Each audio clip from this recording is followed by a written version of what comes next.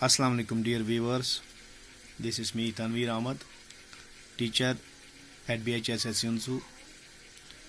Today I am going to deliver this lecture for class 11th.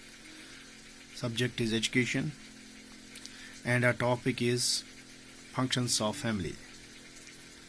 यानी घर का क्या किरदार रहता है बच्चे की तालीम में, घर का क्या रोल रहता है।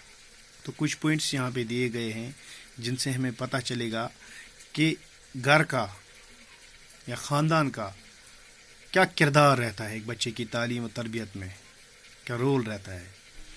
तो जहाँ तक फंक्शंस की बात है, जो इन्फेंसी स्टेज है, ये चाइल्डहुड स्टेज है, ये बचपन का दौर जो है, ये बच्चे के दिमाग पे एक छाप छोड़ता है। ये दौर यानी कि बच्चे की नशोनुमा, सीधी नशोनुमा या बच्चे की नशोनुमा इस दौर से ही शुरू होती है। ये इसमें ये इन्फेंसी और childhood is the most impressionable period of child's life. ये मोस्ट इम्प्रेशनेबल है, यानी कि इसमें सबसे ज़्यादा इम्प्रेशन इसी में रहता है बच्चे पे, क्योंकि बच्चा मेंटली फ्री होता है, उसमें उसकी मेंटल डेवलपमेंट होती है, उस पीरियड में हुई होती है, ज़्यादा तो नहीं हुई होती है मगर हुई होती है।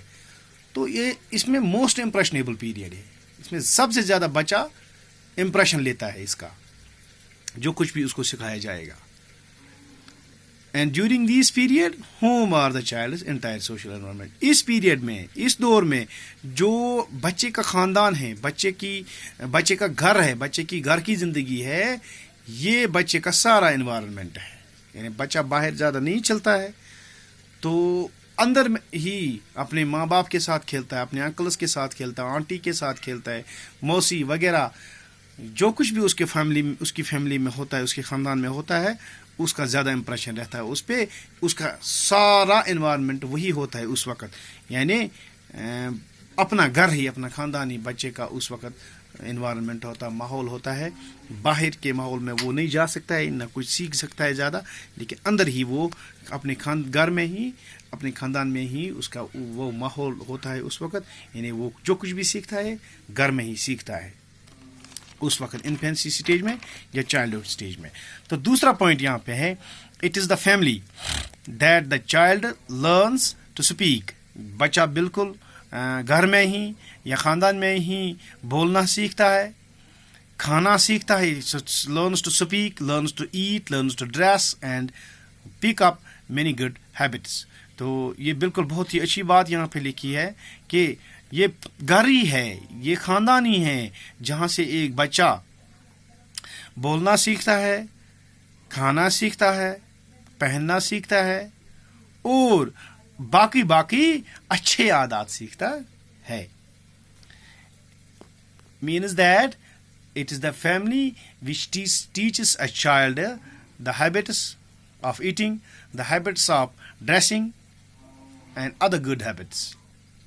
घर की वजह से ही, ख़ानदान की वजह से ही बच्चा सीखता है। यानी बच्चा जब सीखना शुरू करता है वो ख़ानदान से ही शुरू करता है। तो इसका, ख़ानदान का, फैमिली का इसमें बहुत अच्छा किरदार रहता है।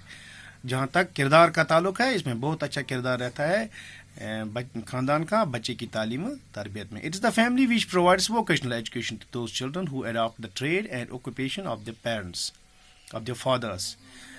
हाँ, कुछ ख़ानदान ऐसे होते हैं, कुछ ख़ानदान में बच्चे ऐसे होते हैं जो अपने बाप का पेशा इख्तियार करते हैं, यानी कि वो फैमिली उसको वही फिर वोकेशनल ट्रेनिंग देते हैं, वही वोकेशनल ट्रेनिंग देते हैं जो उसके फादर ने अडॉप्ट की हुई होती है।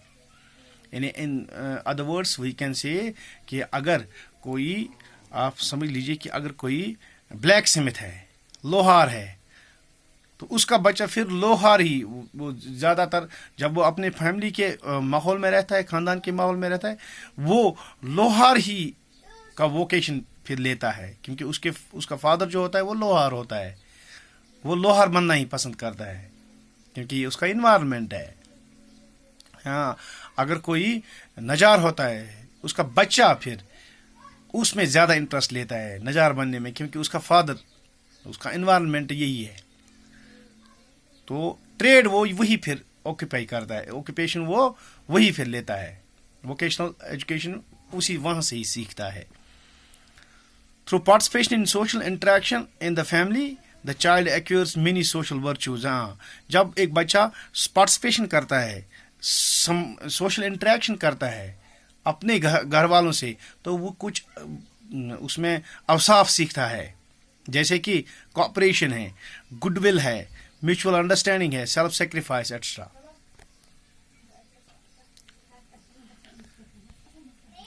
Education for citizenship which is one of the major discipline of any good system of education. جو ایجوکیشن فار سٹیزنشپ یعنی شہریت کے لیے تعلیم, which is one of the major discipline of any good system of education, یعنی کہ تعلیم کا ایک بہترین مقصد یہ ہے کہ بچے کو سماجی طور پہ سماجی نشوونما ملے, سماجی طور پہ ایک what I can say, he must be socially efficient. A child must be socially efficient, and he learns this social efficiency through education, and it is one of the important goals of education to make the child socially efficient, and he must learn social efficiency, and this social efficiency he learns from home. It is the function of the home that a child learns social efficiency, and social efficiency is the goal of education. یعنی کہ education for citizens شہریت کے لیے, یعنی کہ میں as I have already told you as in the recent lectures I have told you that man is a social animal. He has to live in the society, he has to reside in the society, he has to make contacts with other people. So social efficiency is very much necessary for an individual, and it is the ultimate, it is the what I can say, it is the fantastic and most important goal of education, that a child should be social efficient. Social efficiency is the most important goal of education, as a child, as man is a social animal and he has to remain in the society. So he has to develop the qualities of a citizenship. These qualities of citizenship are being developed by family. Education for citizenship is being given by family system. Education for citizenship is one of the major discipline of any good system of education in democracy. Is also provided at home. بالکل, جو جمہوریت میں ایک تعلیم کا ایک مقصد ہے کہ ایجوکیشن فار سٹیزنشپ. یہ ایجوکیشن فار سٹیزنشپ جو ہے یعنی کہ شہریت کے لیے تعلیم, یعنی کہ وہ تعلیم جس سے انسان شہریت کی روح سے بالکل بڑھوتری اس کو ملے, شہریت کی روح سے, یعنی شہریت اس میں سمجھ آئے کہ شہریت مجھے کس طرح سے دوسروں کے ساتھ اٹھنا ہے, بیٹھنا ہے, بات کرنی ہے, رہنا ہے, تو اس کو مطلب سماج میں مجھے کیسے چلنا ہے, سماج کے اصولوں کو کیسے فالو کرنا ہے, یہ اس کو کہتے ہیں ایجوکیشن فار سٹیزنشپ. تو یہ انسان کو گھر سے بالکل یہ ملتا ہے. ہوم اور family is the only effective agency for providing education for morality and spirituality to children. Last میں یہ کہوں گا کہ گھر سے ہی انسان اسپرچولیٹی, روحانیت سیکھتا ہے اچھی طرح سے, اور مورالٹی, اخلاق سیکھتا ہے. جتنے اچھے اخلاق انسان گھر سے سیکھے اتنے اچھے اخلاق وہ باہر ڈسپلے کرے گا. اس کی اخلاقی نشو و نما زیادہ اچھی ہوگی. جتنے اچھے اخلاق اور جتنی اچھی روحانیت انسان گھر سے سیکھے اتنا ہی بہتر ہے سماج کے لیے, اتنا ہی بہتر ہے اس فرد کے لیے.